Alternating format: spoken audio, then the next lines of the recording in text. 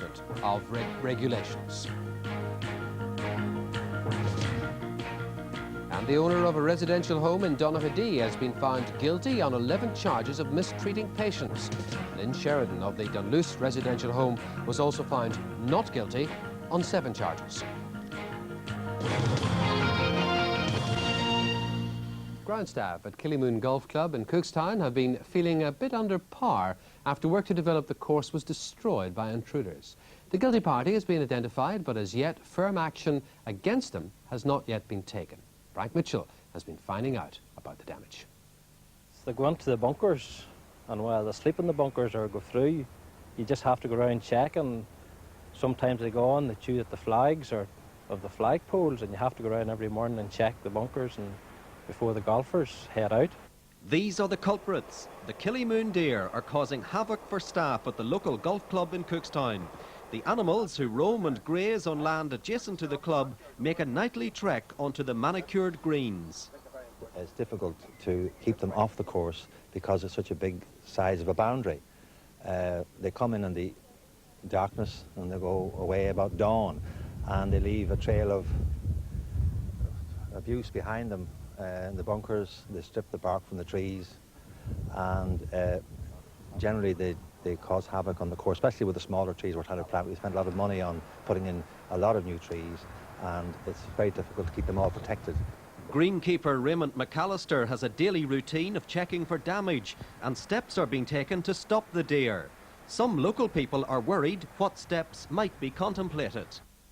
Talking about shooting them, which we would be in no favour of seeing them shot. The deer has been there for years. There's not that many of them. And I would hate to see anything happen to them. Do they do any damage to your property? They haven't, no. Any fears of drastic action being taken were today dismissed by the golf club, but they are attempting to deal with the problem. Well, they've tried all kinds of things that are repellent to deer, and fencing and stuff like that, but they still manage to, they can jump a fair height apparently, and they can still manage to get into the course. We're working at it, and we have to come up with a better answer than we're doing to solve the problem. And have you consulted with the veterinary services or the police? Well, the veterinary services certainly regarding things that might repel the deer, but it's not a police matter. Even though damage is being caused?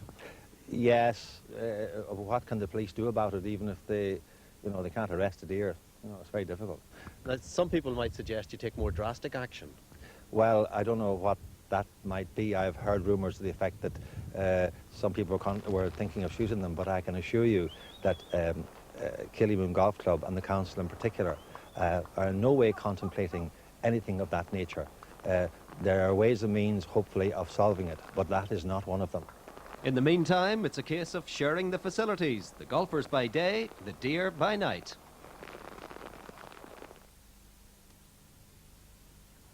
Frank Mitchell reporting there from Cookstown. Now, coming up after the break, Tina Campbell will be here with the weather outlook. In sport, you'll hear that the world's greatest players are coming to Lansdowne Road. You'll also learn that rugby's not the only thing on their mind. And later, our Pamela will be sampling more culinary delights from our European neighbours. And this evening, I'm going Dutch. Eet smakelijk. Same to you.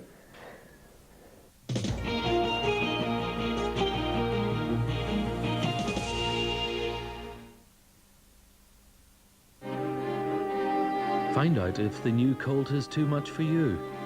Take one for a test drive at your local Mitsubishi dealer.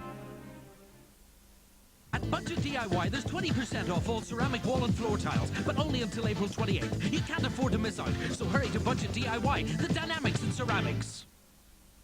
Oh, jeepers, creepers, where'd you get those people? Classic jazz from the golden era and jazz greats. Every fortnight a different star on CD or cassette. 60 minutes of jazz. I just found joy. And a magazine to give you the stories behind the sounds. Part 1, Billie Holiday. Out now, $1.99.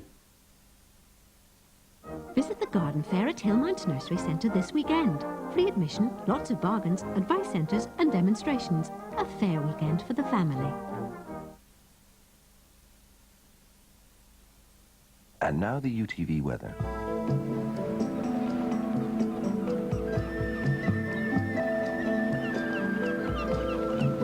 Meeting the needs of local people with the progressive Northern Ireland's Building Society.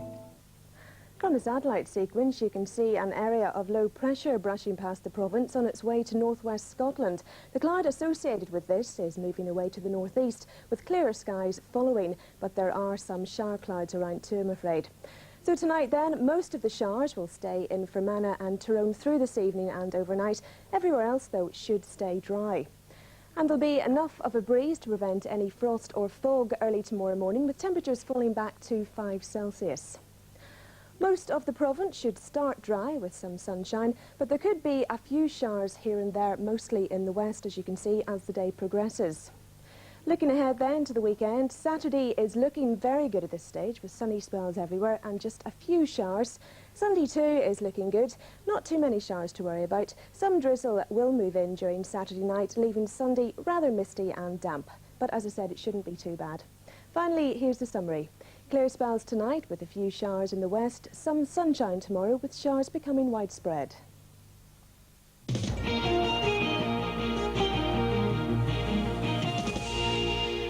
Now, in a moment, sport. Before that, busy week on stage in Belfast's theatres. 3 new productions opening at the Grand Opera House, the Arts and the Lyric Theatre. All the plays have familiar faces from the movies and from television, and Ivan Little's latest theatrical roundup sets the scene, starting with a new offering from Double Joint at the Opera House. Mary Jones' last play with Double Joint, Women on the Verge of HRT, had a Daniel O'Donnell theme. With her new one, the focus is on fairies.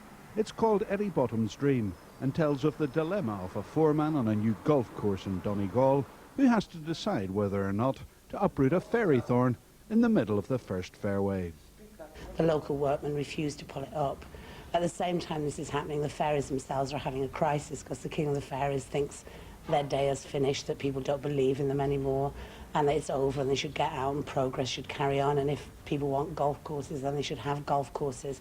So that bit kind of brings up the use of land. The foreman is from Belfast, Eddie Bottom, and he stumbles into the midst of all this and is seduced by the fairy queen and has his life turned upside down. I think in terms of the writing, actually, it's the best play we've done so far.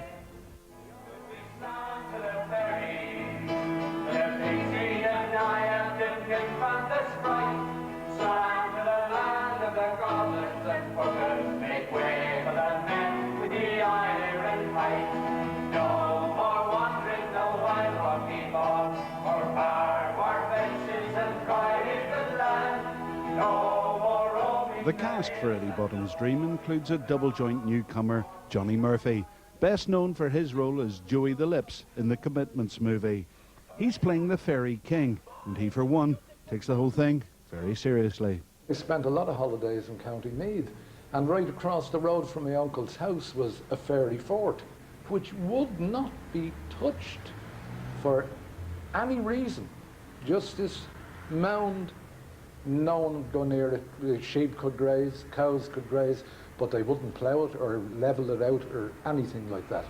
And there's really the amount of people who take this so serious that, honestly, if it came to the crunch and I was asked to interfere with a fairy thorn, I wouldn't go near it. I swear that, honestly. Another well-known face from the small screen is in Belfast this week at the Arts Theatre. She's Val Lehman, better known as Bee in the cult series Prisoner in Cell Block H. Val's playing the role of Annie Wilkes in the dramatisation of Stephen King's shocker, Misery. For me, opening night here was really marvellous because it was a full house, but for me, there was just too much of an element of prisoner fans in the audience who only want to relate to me as that one character from that show, and I can do no wrong, no matter what I do, but they lose sight that I'm giving a performance and I'm playing, and I'm not that character. I'm an actress that has other strings to her bow, and words and phrases that are in the play that have a different connotation if you relate them to Prisoner Cell Block H amuse them for only that reason. which is a little disappointing. It must get wearisome to have that baggage around you. There are a lot of things about prisoner that are wearisome for me. The fact that it's showing in 20 countries and I don't get any royalties is the Would biggest. be wearisome, yeah. Rounding off what has been a busy week of openings in Belfast, the Lyric are presenting Brian Friel's award-winning play, Dancing at Lunasa, which opens tomorrow night. Ivan Little, UTV Live, Belfast.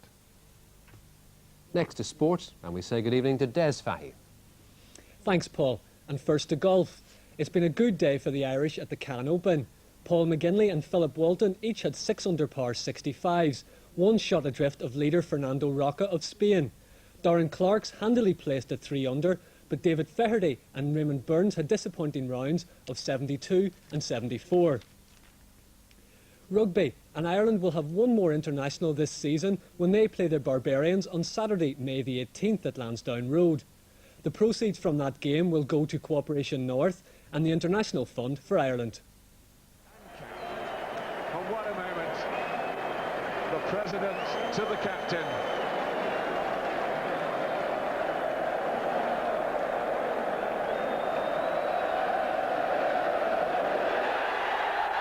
There it is. Francois Pienaar. The greatest moment in South African rugby history, as Francois Pienaar led South Africa to World Cup triumph last year.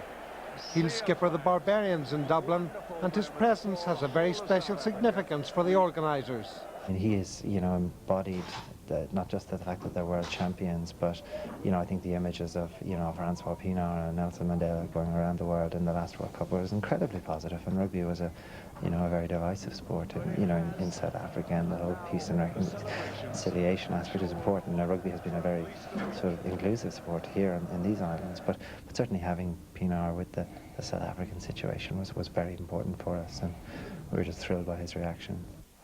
Although the full Barbarians lineup is still to be named, it's expected that Englishman Ben Clark, a player of immense quality and experience, will play, as will his fellow countryman, England's greatest try scorer ever, Rory Underwood of Leicester. But though a galaxy of rugby talent has been assembled, it's beyond the sport that the other author of the Peace International is looking. I think that the match is really just about promoting peace. I think that's what we want. I think that what happens otherwise is another matter. But certainly what we want this match, and the people at the match, to be stand up and saying is there's no excuse for violence. We just want peace. And prospective rugby internationals of the future showed their mettle at Ravenhill last night.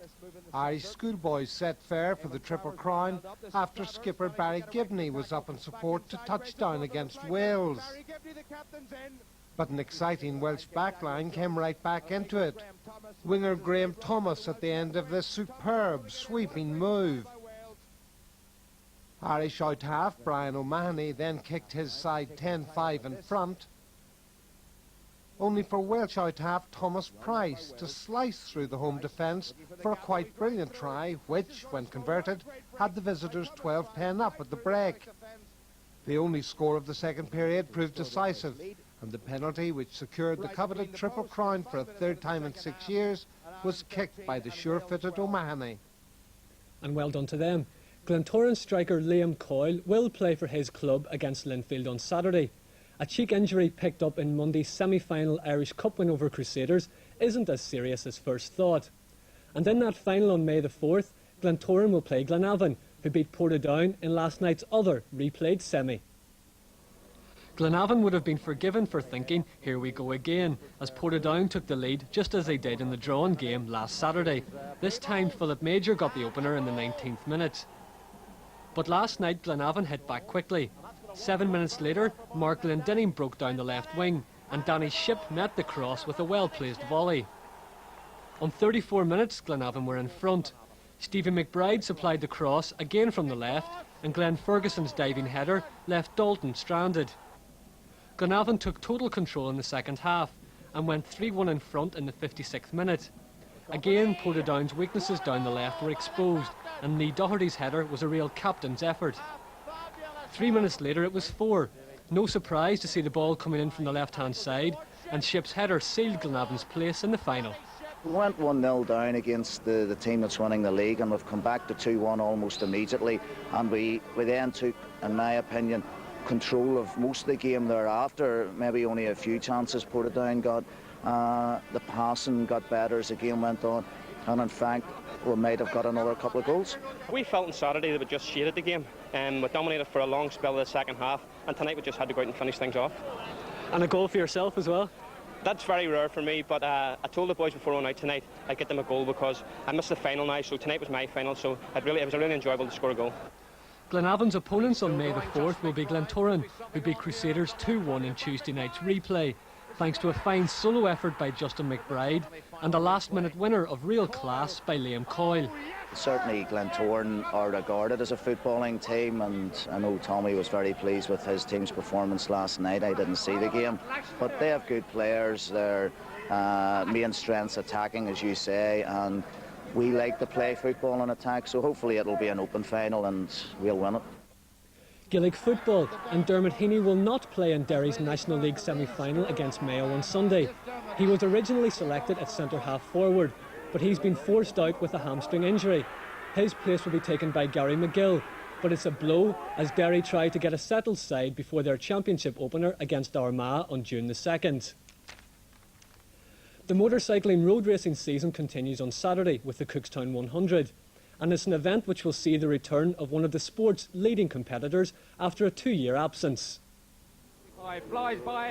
This was the moment which almost cost Robert Dunlop his life at the Isle of Man TT 2 years ago. The crash was not of his own making, as it was caused by the collapse of the rear wheel of his Honda 750. It was an anxious time for the Ballymoney man and his family. He soon began a lengthy rehabilitation programme after sustaining horrific multiple injuries, particularly to his arms and legs. Naturally, his future in the sport was put into jeopardy as surgeons worked tirelessly to mend the wounds, although the scars will be a permanent reminder of the crash. But last night, Dunlop got the all-clear to make his comeback at the Cookstown 100 on Saturday. And today, Robert took part in a practice session with his brother Joey, with whom he will shortly be renewing his rivalry. After competing at Cookstown, Robert will continue his comeback trail at Tandragee on May the 4th. Then he'll be back for the Northwest 200 a fortnight later, hoping to display this sort of winning form. Hockey, and Lisnagarvey's Dan Clark has pulled out of the Ulster squad for this weekend's senior interprovincials. 19-year-old Estonian striker Mark Irwin, who has been in great form this season, has been called up to the panel, and he will make his senior Interpro debut in Dublin as Ulster bid to regain the title from Leinster. And finally, the Under-12 and Under-13 Schools Cup soccer finals scheduled for Sydenham this evening are going ahead despite the rain. Boys model contest each final against Corpus Christi and St Malachy's respectively. And that's the sport for now. We'll have more at 10:30. Paul. Thank you, Des. Now it's time for another suggestion on how to put some more zest into our cooking. Tonight, Pamela Valentine is advising us to go Dutch. Tineke Kroos was born and brought up as a typical little Dutch girl in Nieuw-Venneth in Holland, and in 1986 she left Northern Holland for Northern Ireland, and that's where she met and eventually married Robert Kirkwood. They now live in North Belfast with children Aaron, Sarah and Catherine. In her spare time, Tineke is doing a foundation arts course, and she also enjoys indulging in a hobby that she started at the age of 11. It's the typical Dutch tradition of making silhouette pictures from paper cutting.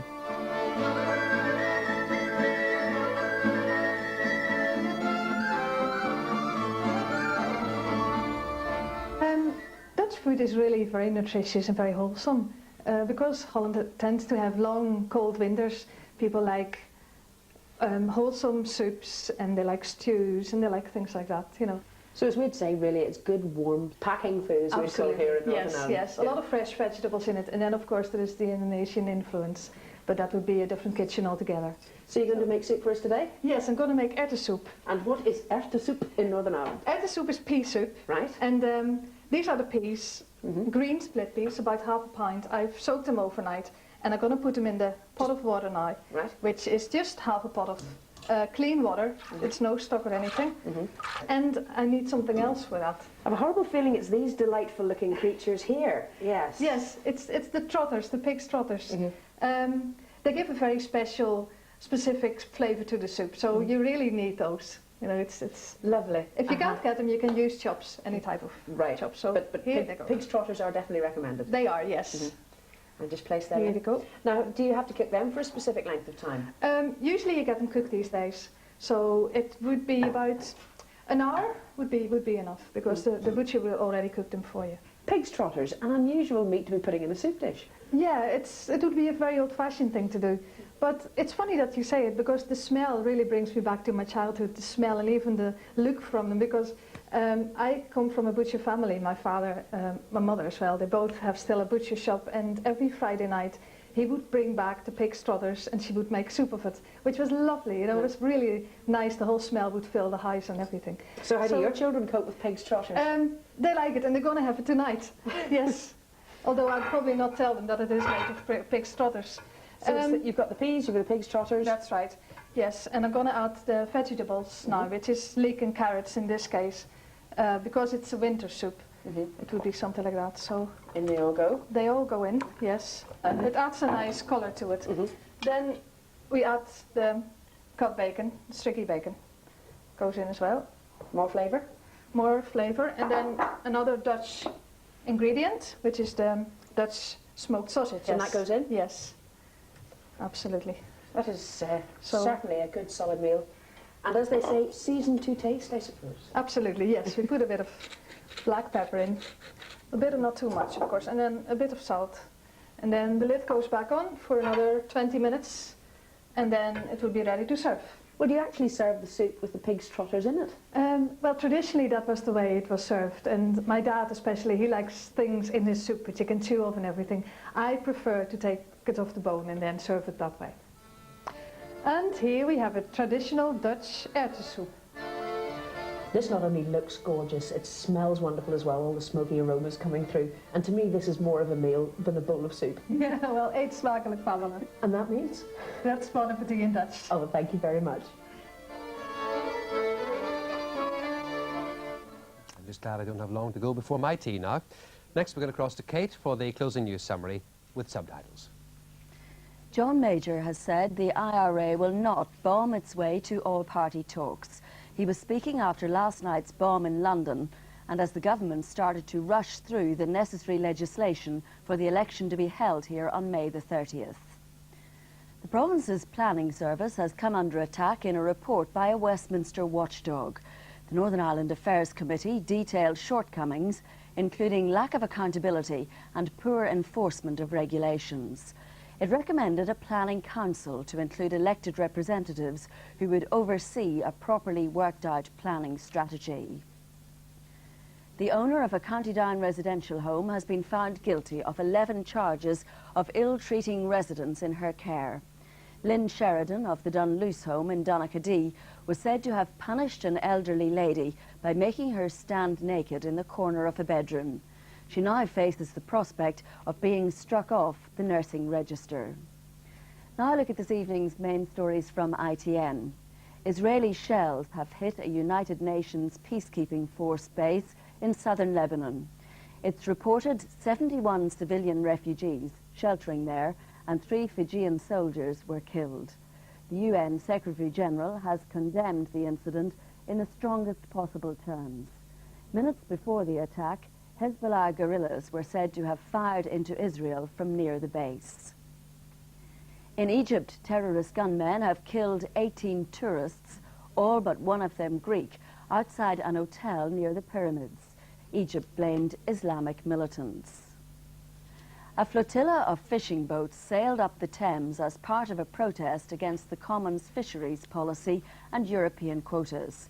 The fishermen, who were supported by some Eurosceptics, MPs wanted the government to negotiate a better deal with Brussels. And that's the news so far this evening. I'll be here with updates at 8 o'clock and 9 and the next local bulletin tonight after news at 10. Paul. Okay, thank you.